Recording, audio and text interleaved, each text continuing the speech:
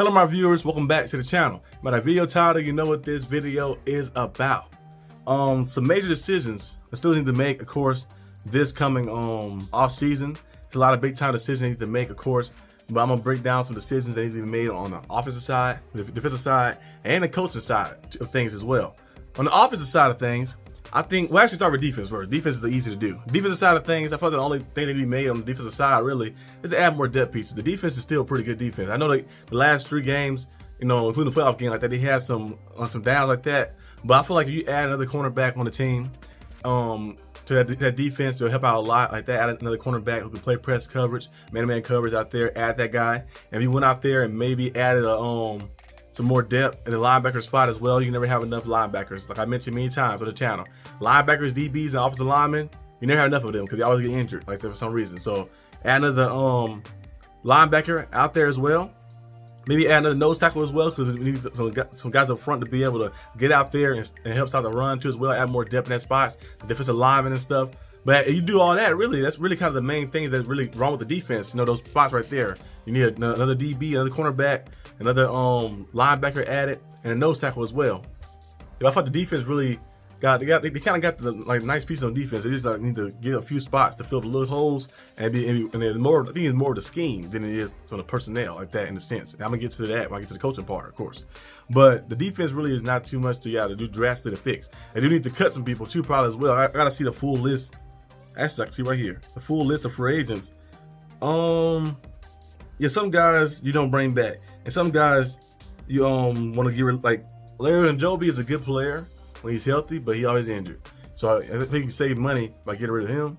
And some other guys, not to bring some other guys back as well, you can probably save money by getting rid of them as well. So other guys are letting them walk in free agency and see what happens. But I think the defense is kind of still good. I think it's more of the scheme than it is personnel. Now moving on to the offensive side of things. I think the offense, the main thing, of course, is a lot of things to fix. The Steelers' offense has been played with bad everything like that for the past 4 or 5 years. The main thing you start off with first, of course, is the offensive line. Zach Frazier, good. Keep him, of course. Mason McCormick played pretty good too as well. He didn't play the last playoff game. He got injured, but Mason McCormick pretty good. You keep him around too. He's still in the draft as well, a little bit for us too, in a sense. In the 4th round, finding a guy like that came in. I'm like, he's playing very good on blocking, run blocking, everything good. You keep him around. James Daniels is gonna be a free agent. He come off Achilles tear. I know he's like 28, I think, but you can let him walk. You can go out there and get another offensive guard, and you can find a guy in the draft. Free agency, I gotta look at the full list of free agents to see exactly who's available, but another offensive guard. Trevor Townu, our 1st round pick of this year, he gonna be back this year. He played pretty good before he tore his knee. It was out the season. I think he'll be back next year. That 1st round pick, so he come back. He'll be our tackle. But Broderick Jones, you might have to replace him. You know, like he has potential, but he could get in his own head. So I wouldn't mind the Steelers going out there and getting another offensive guard and another offensive tackle as well to revamp the offensive line. Trevor Townu will come back. Siamalu as well. Like I mentioned, get another offensive guard. You know, you play Siamalu. I see Siamalu is cool and all, but he's a little older. Like that. If you was willing to be like, hey, I can release him, save a little money, and bring another guy in, like that. We need to get new. So I'll replace Siamalu. I keep Zach Frazier and McCormick. I'll replace Siamalu. I'll replace Zach Frazier and McCormick. I'll replace Siamalu. I keep Trevor Townu, and I'll probably replace Broderick Jones as well because he has potential, but like I mentioned, he getting in his own head. So I add another piece on the outside. That's the offensive tackle to add out there to get our line going up like that. Now, Broderick Jones start playing better and stuff. We can still have him on the team as depth purposes, the different things, of course, as well. Maybe Broderick Jones switch to his original spot and play left tackle instead of putting him at right tackle all the time. Maybe he might play better, but you have to wait and see. But I definitely draft an offensive tackle as well. Bring another guy in like that. Draft one, sign one, bring him in just to see what's happening, kind of get the offensive line going. And then moving to of course, the receivers. Playmakers on the outside, we need that. That's one thing that's kind of been the plague. You know, the decision that we made at the playmaker side. You look at, of course, George Pickens, good player, but he's hard to antics sometimes. You know, he played pretty good in the playoff game. You know, and scored touchdown and stuff. But you know, we need him most. He's still yet to jump over that hump to be elite because he keep getting in his own head. Different things that keep happening to him as well. So I think, especially that Bengals game where he had all those drops and stuff like that. You go out there, make those plays, make those catches, still probably win that game. You know. And you never know what could have happened like that too. You probably would have been. We probably put Texas. The way Texas played yesterday, it might have been the same result probably. But the Steelers would have They've been 11-5. This season off a little strong, had some momentum coming into the playoffs. A lot of drops that game, and there's a lot of nonsense a little bit too as well, leading up to that game as well too with him. And it's been the same story and the same theme every year with him. So now he's a good player, and the Steelers decide to keep him. That'd be cool, but you got to add some other pieces, like I mentioned before, weeks before. I think what's the name? One of the commenters mentioned if was in the live chat. He was Byron. I think he said that Chris Godwin. I know Chris Godwin's a free agent. He said Chris Godwin would be a good pickup, and actually would be a great pickup. Actually, Godwin is 28 years old. He's been an All-Pro before, multiple-time Pro Bowler, been to Super Bowl as well. He'd be a veteran in the locker room. That's one thing the receiver room is missing: a veteran in the receiver room. You can't look up to George Pickens. No offense to George Pickens, but he's not a guy to look up to in a sense of like maturity. Like that. You need a guy there who's like a stable, a factor of something. Chris Godwin, I think, would be a good guy to bring in the locker room, who's been to the pinnacle, who has success, who's been All-Pro, who's been a Pro Bowl, like I mentioned, a Super Bowl champion and stuff as well, who's been a clutch player and stuff. Have a guy like that be your locker room guy, receiver room, be like the leader of that group to help those young guys out a lot more. Bring a guy like Chris Godwin, maybe you can help George Pickens out a lot as well. Now, if you decide to go the other route, I was thinking too as well, you trade George Pickens away. There's been a rumor report that's been happening. People been talking about that a little bit. If you got a third-round pick for Kenny Pickett, you probably can definitely get Mike can get a first-round pick for George Pickens. You can definitely get a second-round pick for him. So when you trade him away, and then if I did that, I would go all in for, hey, why not bring Chris Godwin and T. Higgins in? You never know. Like that. You had the money, you got to spend some money. Like I said, the Steelers got to change their ways. You can't win through defense anymore. I discussed that on the Steelers Syndicate channel earlier. You probably watched this video, probably be out probably the day before, but you can't win through defense like that. The defense is cool to have a good defense, but the Steelers are stuck in their old ways like that. You cannot win through defense. You got to find a way to switch it up, to mix it up a little bit. And if you do that, you can see yourselves getting to success a little bit. So Steelers got to put some money into offense. So you go out there, you add T. Higgins, Chris Godwin if you want to trade George Pickens away. Imagine that, T. Higgins added with a big contract. You add Chris Godwin as well. You can get a good deal with that. And then you see what else you have out there too as well. Calvin Austin playing pretty good this year, improved. And then Roman Wilson is a guy who you have. You might not have to draft a receiver too if you go that approach. I'll probably still draft one later rounds because just they have more depth. But if you go that approach, you have T. Higgins, who's a young player still. Chris Godwin's still pretty young in this league as well. You have those two guys, and then you have, of course, Calvin Austin, made a receiver you drafted later rounds, and Roman Wilson as well as your receiving core. That opened up a lot more with the new offensive line as well. And then quarterback, I wouldn't bring Russell Wilson back. Now Russell Wilson, it wasn't his fault we lost the playoff game fully. I wouldn't put the blame on him fully like that, but it was his fault that we lost the game against the Ravens, the Chiefs, and like I said, in the Bengals games, well, like missing some throws, not seeing the middle of the field. He always been that type of deep ball or check down type of guy. So it's nothing new. Like Russell Wilson is a future Hall of Famer. I'm being wrong. He's a good player. Future Hall of Famer, 9-time Pro Bowler. All-Pro twice, Super Bowl champion, Super Bowl 2 times as well. He's gonna be in the Hall of Fame, of course. But at this point in his career, I don't think it's enough for us to win with him like that. This version of Russell Wilson. So I think the Steelers' best bet is to let him go, especially not paying him $30 million a year. To let him go and then go out there and bring in Justin Fields back. Justin Fields might not be your franchise guy. You never know what could happen. But Fields does fit the offensive scheme that Arthur Smith want to run well too as well. So I think you bring Justin Fields back. He was 4-2. He had his top of the division. He finished with a better record than Russell Wilson had. Russell Wilson went 6-5. Fields went 4-2 as a starter as well. 10 touchdowns to just 1 turnover as well. Playing some good football out there with the Steelers. Had the top of the division and stuff. So I think Justin Fields, you bring him back, kind of like the bridge guy a little bit. But maybe if he does emerge, and he have a big season, like you go out there and just, he played a full year and Justin Fields just throw 25 touchdowns to just 7 interceptions, and he rushed for 10 touchdowns or something like that. Have 35 touchdowns, and the Steelers go 12-5 and win the division. Then you probably keep him a longer time, of course. But if you go out there and he had like a pretty good season, not too crazy like that, and you see a guy who can help you over the hump, like in the draft or something, you do that. But I'll bring Justin Fields back as a bridge guy, maybe for 2 years like that. You see what happens, of course, fully. Bring him back. He fit the scheme, and he kind of fit the modern style of NFL football. Having a dual threat QB, a QB that can run those schemes, the RPOs, the RPRs, and use his legs to extend plays and make things happen. So I would definitely consider bringing back Justin Fields.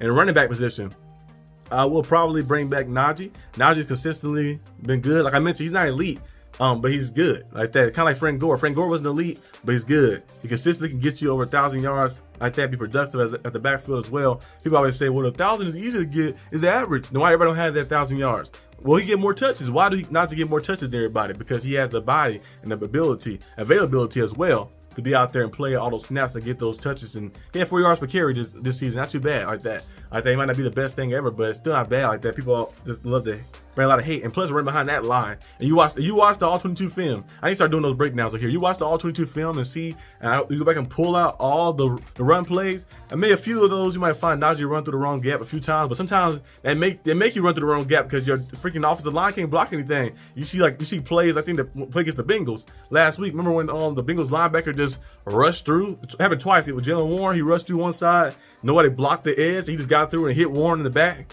And that's when Warren got up slowly. And then you see the one with Najee. Najee gets the ball. As soon as he gets the ball, the guy bursts through. Najee has to stiff arm him. And by the time you do that, other guys are engaging on him and you lose yards and stuff. So you can like look through a lot of the stuff and see the offensive line being lackluster. I'm surprised Najee have 1,000 yards 4 straight seasons with this offensive line being lackluster. Of course, it's better than what it was last year, and it's better than the year before that and the year before that.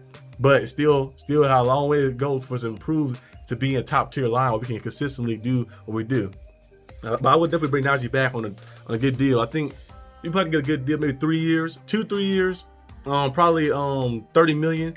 You pay him like $10 million a year, like that, depending on what happened. Probably give him like half of it guaranteed, $15 million guaranteed, 50% or 60% guaranteed, like that, around that range or something. But I think that'd be a good deal. Like a team-friendly deal was not too much. I mean, not hitting the cap hit too much as well. And then I also would draft another running back as well. Jalen Warren, I think he's still on contract. But I would definitely draft another running back as well to kind of do that little like 1-2 punch. You know, when Jerome Bettis and Willie Parker, you know, like had that 1-2 punch. You have Najee, you had a running back you drafted. Jalen Warren, he's cool and all, but he gets injured a lot like that as well. He missed like 4 or 5 games to start the season off, and then been in and out and stuff as well too. And he's not really a back; it can be an all-down back. So I would definitely draft another guy later rounds, bring him in, let him do his thing, have Najee in that 1-2 punch and see what happens. And then also, we look at, of course, what was to say? What's something else to say? Another position. I tied in because tied in is all right. Pat Fryermuth got to be better at blocking though, missing some blocks and stuff, of course. But I was to say, oh yeah, Corey Patterson. I think Corey Patterson. Is he a free agent? Because I think he's not a free agent. I think he's still on the contract. Cut him. That's what I was about to say. Cut Corey Patterson. You gotta get out of there. He's a Hall of Famer, of course. We know Hall of Fame return man, legend. But you got to go ahead and bring in somebody else younger in there like that to get those snaps and stuff to have a different style too. So I'll probably do that approach of things. And I think the offense, you do that. You have the playmakers like that, like I mentioned, the playmakers, the receiver, a T. Higgins or Chris Godwin, or do what you got to do there. Offensive lineman, add an offensive guard, add an offensive tackle as well, like that. Spend some big money like that. If you see a big free agent out there, spend some money. Like, we have the cheapest offense. Spend some money on the offense like that. Sometimes you got to spend money to make money, you know, they say in life. So take some money from the defensive side, cut some players that are not necessary, that are not doing anything, restructure some contracts, get some money from that side, and put it on the offensive side and try to make some things happen. I definitely do that though. I think that's the main things that need to be done for the offense and defense. Now look at the coaching. Offensive coordinator, I think Arthur Smith probably stayed there. He was at one point had us at 28 points per game. We was scoring really well. I don't know what happened the past few games like that, but I think with Justin Fields, the guy he wanted, the coach, I think it'd be a perfect fit for him to stay with Arthur Smith. I think Arthur Smith will probably come back. He didn't really do too bad. On a scale of 1 to 10, I probably get like a 6.5 of what he did this season. Not too bad, not great, but not bad either. Kind of like pretty solid, pretty good in a sense. I think he probably can get better to give him another year underneath his belt to see what happens the following season. But Terrell Austin got to go. I get Terrell Austin the benefit of the doubt last year because we had a lack of depth, you know, for the secondary. And, you know, for some of the positions around and stuff, so we couldn't play the coverage we want to play. But now we have the depth. We have the guys. We added Peyton Wilson, Patrick Queen, you had Deshaun Elliott, you have Dante Jackson. You have the guys who can man up and play man-to-man defense and send blitzes in. We yet and still keep playing soft coverage. Tampa 2 on third and 2. Man up on third down. Get those guys in, blitz some people in, do some different things like that. The Steelers are known as Blitzburg for a reason. The Steelers are known to gap the quarterbacks to make plays. It's been a long time since we led the league in sacks, so we've been up there at top in sacks. We used to be like that remember year after year, we used to have the top league, or the Steelers of the league in sacks 5 straight years, or 6 straight years at one time. That streak been broken for the past few years because the Steelers have been playing the soft coverage and scared to do stuff. TJ Watt is getting chipped and double teamed on the edge. You know what you should do? Move him around, or maybe overload that side with a blitz or something like that. That kind of makes him up, and where they have to kind of like start switching out of that and switch it up a little bit and get you to wide one-on-one or something like that. You never know. But for some reason, the Steelers want to keep playing the same soft coverage. They're also keep calling that same stuff. So we want to make sure. Well, he said in interviews they want to make sure that Lamar Jackson didn't beat us like that, but now we gotta make sure Derrick Henry don't beat us. I need to make sure none of them beat you. Like they go out there and like lock in. Like that, you think you make an adjustment. Your guys kept falling for the RPO. If Derrick Henry wasn't getting the ball those times, you think you was okay. Let me start sitting and being patient like that. Use my eyes. Let me start, instead of just engaging in. Let me start sitting and being patient, and then go in and take and then see what happened like that, and then make a decision instead of just engaging in and then you mismanaging the stuff. And Lamar Jackson hold that ball for a long time and he'll snatch it. You mismanage it, then he just goes off and run for like 30 yards, something like that, some crazy play. Like they were just jacking us up all day on that field. So the Steelers can find a way to get a defensive coordinator, a guy who holds the players accountable, and make things happen. That'd be good. Offensive line coach as well. Some of the blocking and miscommunication, the offensive line, they having a lot through the season in the past year as well. So good offensive line coach as well. That's the major things. And Coach Tomlin, like I mentioned on the Steelers Syndicate channel, I feel like it's just, Coach Tomlin, of course, has 3 options. Like I mentioned on that channel, I say the same 3 options. First option is retirement. You know, sometimes you like get to a point where you're like, you know, I did everything I could. You know, I won a Super Bowl before, been to Super Bowls, many title games, many division titles, never had a losing season, all type of stuff. But sometimes you got to hang it up. You know, every dog has a day. Sometimes you got to take the hat off and hang it up. Like that. So that's one option. The second option, which is very tough to do sometimes, is the person buying into it, is a revamp of everything you know. Like Coach Tomlin think we could still win like the old style, but we can't win like that. Remember Pete Carroll kept doing that to the Seahawks, and the Seahawks eventually made him retire. And then remember it happened with Sean Payton with the Saints, and then Andy Reid with the Eagles. Eventually, you know, like, okay, guys, we can't win like this. We can't win the old school style. They're not going to work. We got to get up to times. The Steelers got to get up to times. Coach Tomlin and the Steelers keep priding themselves on the defensive side of things, but it's not really working out. So it's time to switch everything you know. Like they try to win the way the modern time is. Look at the Lions. The Lions got 22 players on IR, and most of those guys are defensive players, and they're still #1 seed for a reason because their offense is booming. Coach Tomlin still think can win the old style, like through defense, through toughness. That's cool and all, but you got to go out there and win through the offense. The modern NFL is different. You need a quarterback. You need to go out there and spend some money on the offensive side to change some stuff up. Everything you know, you got to switch some stuff up like that. Get some big time names like that. Add some pieces in there like that to switch some stuff up. You can't keep playing like through defense. You're not going to win like that. So that's the second option you have to like do a full revamp. It's a very difficult option because some people don't want to change their ways, and which leads me to the third option. You don't want to change your ways, they just change you out. So that means maybe Coach Tomlin leaving. Like they're going to a different team or something. Coach Tomlin probably would not go to a different team because Coach Tomlin say he want to be a Steeler. You know, he loves the Steelers. Like they say he want to be a coach of the Steelers forever. So I think his only options, the first 2 options, retirement, or the second one would be a full revamp of everything you know, which is hard to do when you're doing something for so long. And he has success. You know, he won a Super Bowl and went to the Super Bowl and had many title games. He has success doing it the way he want to do it, but eventually you got to make a change. You got to change eventually like that. Like I mentioned, like the example I used yesterday. The artist's first album and his last album. Like I mentioned, Kendrick Lamar, he performed the Super Bowl. Listen to Section 80, his first album in 2012, and listen to G&X, his last album in 2024. Completely different. Sometimes you got to switch your style up. You evolve with times. Of course, it's still generational where your style can still resonate, but sometimes you got to switch your style up. You can still sprinkle your stuff in. Like making a remake movie. You make a remake movie, you bring about 80% of the aspects of the movie but you also sprinkle in some new stuff to kind of make it modernized like that. So the Steelers got to find a way to do that. Coach Tomlin is very difficult to do that too as well because, you know, you just something so long your way, it makes it hard to kind of switch. So if you can't do it, then you got to find somewhere else. I don't think you're going to find anywhere else because you want to be a Steeler, so he had to find a way to do that, or retirement like that, because you want to start over and do everything like that over. And sometimes I actually set that question, like I don't want to go through this part again over and over. Then I got to revamp everything I know and everything culture-wise, a full culture shot. So yeah, it'd be a very difficult decision to make. So retirement or revamp or another team. So we'll see what happens with that. But that's all I have for today's video. I hope you guys enjoyed this video. If you did, like and subscribe for more content. And I'll see you guys next time on the channel. Peace out.